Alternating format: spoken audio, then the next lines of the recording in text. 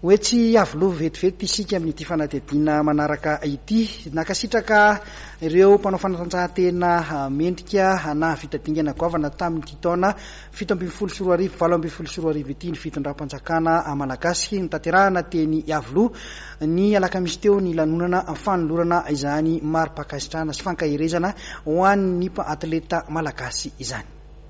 Atleta 320 mpanazatra 70 ampitantana 320 nahazo fankasitrahana avy amin'ny fitondram-panjakana teny avoloha ny alakamisy maraina teo. Izy ireo izay niaro ny voninahim-pirenena tamin'ny fifaninanana iraisam-pirenena nataony. Taranja mpanatanjahantena maromaro no voasolon-tena tamin'izany, nahitana ny handball squad junior izay nahazo ny medaly volamena tamin'ny fifaninanana IHF Trophy ho an'ny zazalahy. Medaly volafotsy kosa no azon'ny zazavavy tamin'ity IHF Trophy ity. Ny THBC medaly volafotsy tamin'ny CCCOI handball 7-20.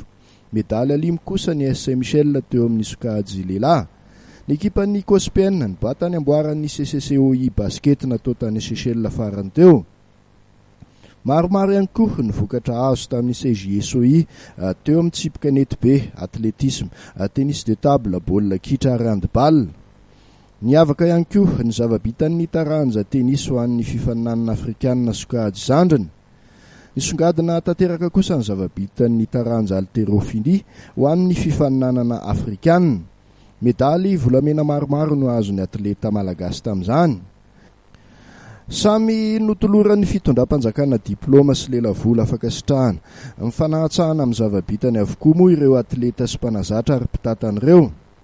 Nandritra ity fotoana ity moa nisaoran'ny ministra ny tanora sy ny fanatanjahantena ny fitondram-panjakana tamin'ny ezaka nataony tsy nanadonon'ny atleta malagasy niaro ny voninahim-pirenena.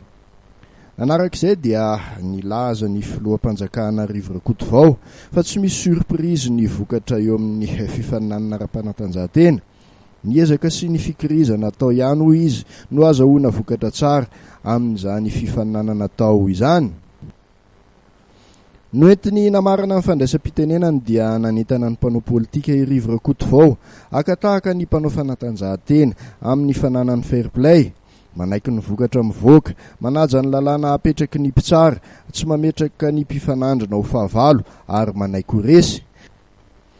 Tetsakilan'izay dia nisolo-tenany atleta malagasy bigman na mpanao bodybuilding, nisaotra sy nakasitraka ny fihetsika nataon'ny ray aman-dreny eto amin'ny firenena noho ny fahazahoany vokatra tsara. Mampirisika ireo atleta anao zavatra tsaratsara kokoa hatrany ho hiatrany bigman izao fihetsika ataon'ny fitondram-panjakana izao.